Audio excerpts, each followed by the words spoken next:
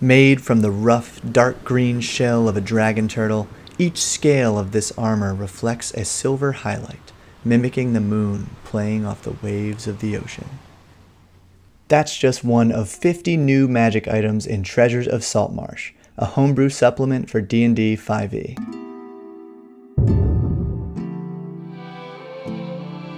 Bob here, and welcome to Bob World Builder, the D&D channel where new and experienced players can come together so we can all improve our games.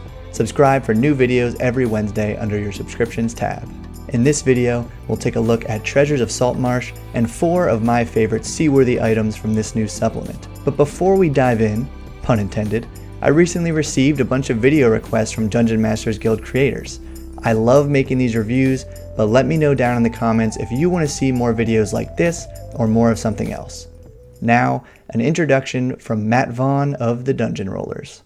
Magic items are one of my favorite things about Dungeons & Dragons. A warrior bursting forth with a blessed blade and shining chest piece all shimmering in divine light. This imagery is the essence of D&D, and that is what inspired me to create Treasures of Saltmarsh, the third release in the Treasures series. Treasures of Saltmarsh contains a mix of mechanically interesting and roleplay-rich items perfect for use in Ghosts of Saltmarsh. Many of these 50 unique and fun nautically themed items are low rarity and one-time use, so they'll fit perfectly into any campaign with sea voyages or coastal regions. I hope you enjoy this supplement as much as I've enjoyed forging it. While this is not a paid promotion, Matt did send me this complimentary copy. But if you'd like to help me make more videos like this, check out Treasures of Saltmarsh using the affiliate links down in the description. Alright, really nice cover art by Dean Spencer, and something you'll notice right away, or maybe not because we've come to expect it from Dungeon Rollers, is the fantastic layout by Matt himself.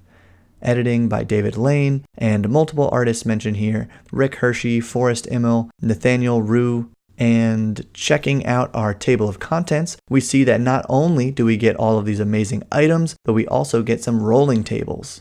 This is a great addition. As a DM, loot is something I often end up generating on the fly, so these tables really enhance the utility of this supplement. So of these 33 wondrous items, 4 potions, 7 weapons, and 6 sets of armor, I'm going to detail one from each category that I have already found a place for in my homebrew campaign setting.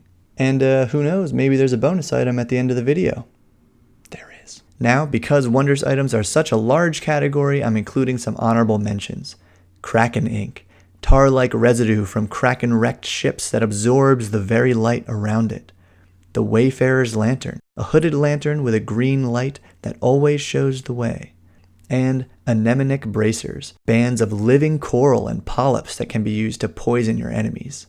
You can actually see the details for that one in the product preview on DM's Guild, but the wondrous item that fit right into my campaign setting is the Ocean's Breath. These magically charged bellows perfectly explain the uncanny luck of the wild, world-traveling dwarf NPC Thundu Pitchmane, captain of the Makua who will take you anywhere that touches the sea.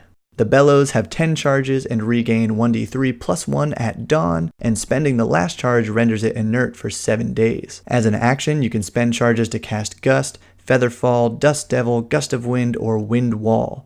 And if you pump the bellows for 1 minute, you can spend a charge to fill the sails of a ship you are traveling on, allowing that ship to move up to 1.5 times its max speed for 12 hours, changing direction or ceasing at your will. Definitely an object of desire for any sea captain.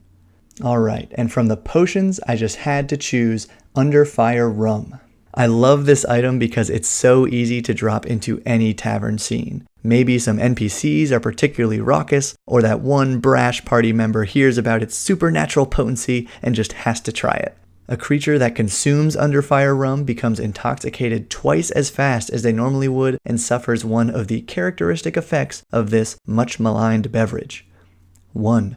The creature throws up several times over the course of the next hour. At the end of this period, they suffer 1 level of exhaustion. This is just me whenever I consume hard liquor. 2. Flowing Tongue. The creature has disadvantage on charisma checks for 1 hour as they talk loudly and brashly, interrupting others and often repeating themselves. 3. Uncoordinated. The creature has disadvantage on dex saves for 1 hour. During this time, if they use over half their movement in any round, there's a 25% chance they will fall prone at the end of their movement. 4. Liquid Courage. With the burning liqueur soaring through their veins, the drinker feels invincible. For the next hour, the creature gains immunity to the fear condition and adds a d4 to any wisdom saving throws. And that was me junior year of undergrad.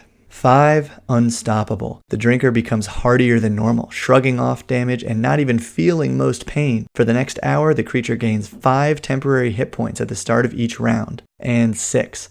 Unparalleled bravado. The creature gains advantage on charisma checks for 1 hour as every tale, joke, and song is performed with more gusto than ever before. Honestly, this table could be used anytime a PC has a little too much to drink, making Under Fire Rum a great addition to any campaign setting. Now, weapons. This was a hard category to narrow down, so another honorable mention. Panache and Precision. Actually 2 legendary scimitars that when wielded together are deadly awesome. And I like them a lot because having one and hunting for the other could be a whole campaign arc ending in this climactic battle where the 2 swords are pitted against each other. But the weapon that made it immediately into my game, the Rusted Harpoon. The idea of shooting and drawing in a huge target, so cool, and in my setting it answers the question of just how the Dordukan hobgoblins of the Hundaric Plains actually capture the elephants that they ride into battle. And armor. I was pretty torn in this category too because that dragon turtle scale mail that I described at the beginning had such a beautiful description and a really cool dragon turtle-esque feature. But the one that filled a gap in my campaign setting that I didn't know I had, whale blubber armor. Granting resistance to piercing and cold damage, a swim speed, and the smell of the sea with slight notes of rotting flesh. This armor is perfect for the coastal tribes of the Thunrethni Goliath Nation inhabiting the lonely frozen island of Dalu. Treasures of Saltmarsh is now available on the DM's Guild, where you can find more great supplements by dungeon rollers. And remember, you can use the affiliate links in the description to help me make more community content videos like this. Now, the bonus item you've all been waiting for, Ship in a Bottle, the only item you need for your party to take to the seas. Inside a clear but dusty bottle sits a pristine model of a longship, no more than 6 inches long, whose wind-filled sails flutter despite the stillness inside. You can use an action to throw the model ship into any body of water, and over the next minute, it will transform into a 70 by 20 foot longship. Any creatures in the area are harmlessly lifted up as the ship rises, or forced under if already submerged. If you like this video, like, share, and subscribe. Thank you for watching, and keep building.